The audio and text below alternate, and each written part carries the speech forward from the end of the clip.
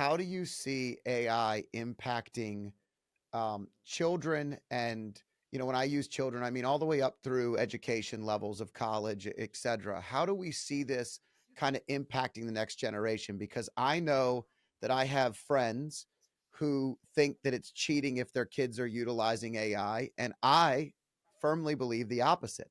I believe that if they're leveraging and utilizing a tool that's going to be something that everybody's going to need to understand how to use, that they should be leveraging and utilizing it to the full capabilities. Now, it doesn't mean that they're leveraging it to not to just get the answers. That's results oriented. That's not researching and developing and identifying. But in some ways, I feel like the AI is allowing them to do more of the work than they normally would have done if they just read the back of a book, went to a page, wrote it in the research paper, and then never remembered it as long as they live. It's interactive. So I'm interested in your concept of where you see that going. It's a great question. I feel very confident in my high level approach, which I will describe. And when it comes to the practical sort of day to day, I can give you a direction, but I think that comes down to the teachers.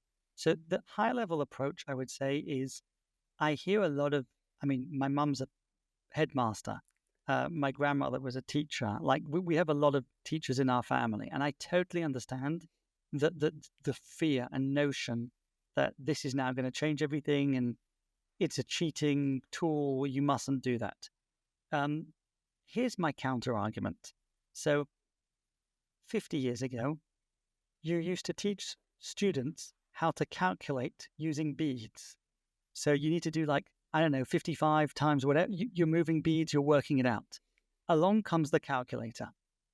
Now, what do? Do you still want to spend literally tens or maybe hundreds of hours of kids the ages of, 14, 15, 16, 17, teaching them to do the beads so they fully understand how to do 55 times, 7, rather than in their head or on a calculator? You could. And there may be some type of incremental benefit to knowing how to use the beads. The reality is today, I think it's 99.999% of the students out there, when it gets to a certain level of math, they're doing it on a calculator. It's important that they understand the basics. So 2 times 3 is being taught. That means 2 threes and maybe even 7 times 7. But at some point, we move over to a calculator. Let's take that step further. When it comes to complex, Excel sheets, we could teach people to do that on a pad and a pen. It could work. And you know what? 20 years ago, that's how accountants worked. You wanted to do your home finance? You did it with papers, scratching out, calculating everything together. There's an extra line that you have to add. You could do that all by pen and paper. Today, my guess is maybe it's not 99.999, but the vast majority are going to use some form of Excel. It doesn't have to be Excel or some type of program. You still have to learn the basics. So you still want to understand that Excel is aggregating these, putting them together. But when a new line item comes, you literally want to be able to punch it in and press enter. And you can see where I'm going with this, but we're getting to a stage where doing certain things purely manually because, the teachers just like teaching the same curriculum year over year. It's not giving your students the right leg up into the real world. Do I think everything should be scrapped and students shouldn't ever know anything or at all and they just have to prompt GPT or something like that? No. We still understand the basics of math before it went into a calculator. We understand the basics of an Excel. But these things have made humans infinitely more productive. And so I envision a situation where everything, if you're writing code, it will be AI assisted. If you want to improve your writing, you can write the way you like. You can say to the AI, don't touch it. I want to be super creative. If you want the AI to help you, or maybe just make it look really pretty on a page, or turn it into a PowerPoint presentation automatically, learn how to prompt that. That will be a likely useful tool. So big picture, I think technology is moving. Calculator, Excel, AI, these things are going to happen. Teachers should adjust. It doesn't mean you lose all of the basics. We didn't lose it with the calculator. We didn't lose that with Excel. We shouldn't lose that with AI. But allowing people to progress means teaching people how to use these things to make them more productive. Yeah, I always feel like the lost art of education is curiosity. So at the end of the day, if our educators are teaching curiosity, then what's inevitable is the tools that allow us to learn what we're interested in quicker allow us to actually expand our mindset really, really fast. And guess what we often do? Every adult has done this. At some point in time, you learn where we are now only to go back and learn where we came from. See, if you teach curiosity and you get them to where they want to go, how many people in our generations and beyond study World War II or other historical battles and things that shaped the culture of history throughout the world? And why is it more interesting as we get older? Because we understand that it's not just what we see in front of us, that it's very, very layered.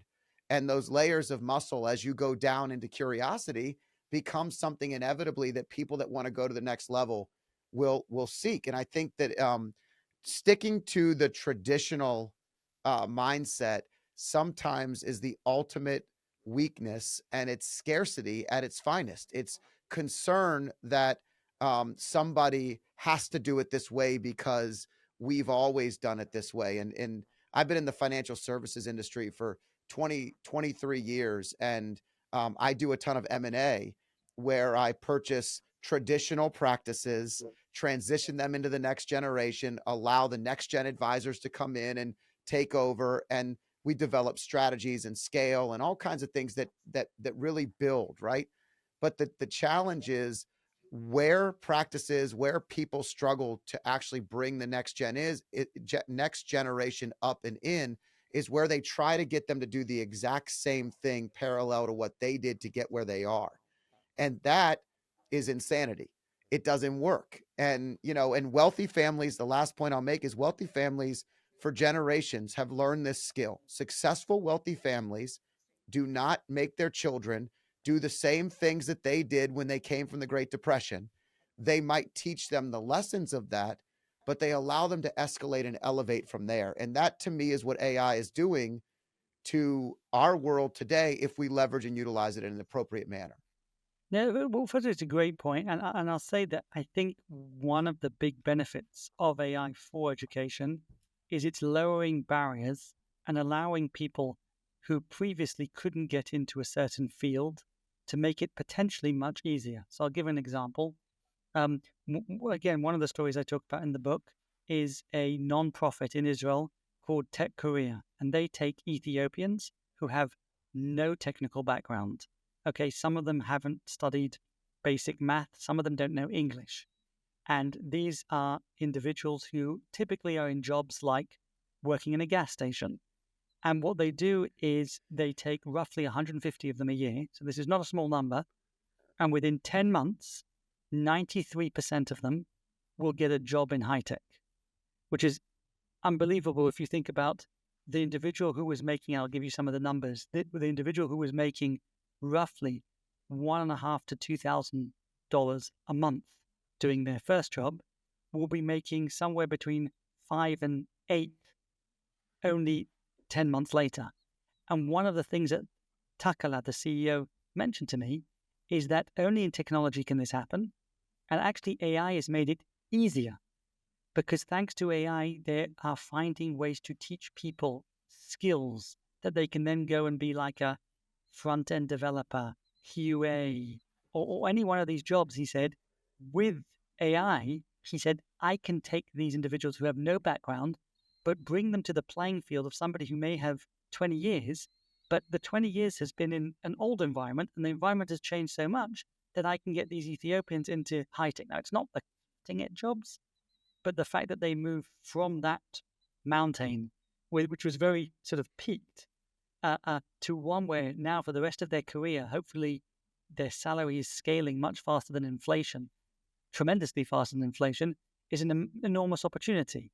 And AI could do this for many different verticals in education. I would argue that M&A would be potentially a similar one, where if tools enter the M&A market, which make a lot of the things that people used to do, accounting, etc., just semi-automated. Definitely, if it was fully automated, suddenly you wouldn't have to teach somebody all of that, and they can focus on the small bits of the business that is really where the value is being added. Yeah, you made a point earlier. Just think of, as you were talking about managing finances, I was thinking of being a college age kid and taking every receipt I ever had and plugging it in manually to Microsoft Money. And then at the end of every iteration, having to download the old version, update it to the new version. And if you weren't tedious like that, you just didn't manage your budget. Like, it was very difficult to do things in a different way. Today you can use Monarch or Microsoft. I think Money might still exist in some capacity. Quicken has some stuff. I mean, Rocket Money. These are things that people use, and it connects to your accounts, automatically targets it, automatically uh puts it in the right path for you, so oh, this is a health and expense, this is a business expense. And all of a sudden now the everyday person can budget, can manage, can track, can have accountability. Our health is the same way. I wear a Whoop and I wear a iWatch, and both of them give me data that helps me make better decisions every day for my health. These are all technologies that are adding to shorten the gap between the difference between my brain's ability to understand heart rate variability and the other things, and actually how I'm executing and making decisions based on the data. If you like clips like this, I have a similar clip here. And if you want to watch the full video, click here.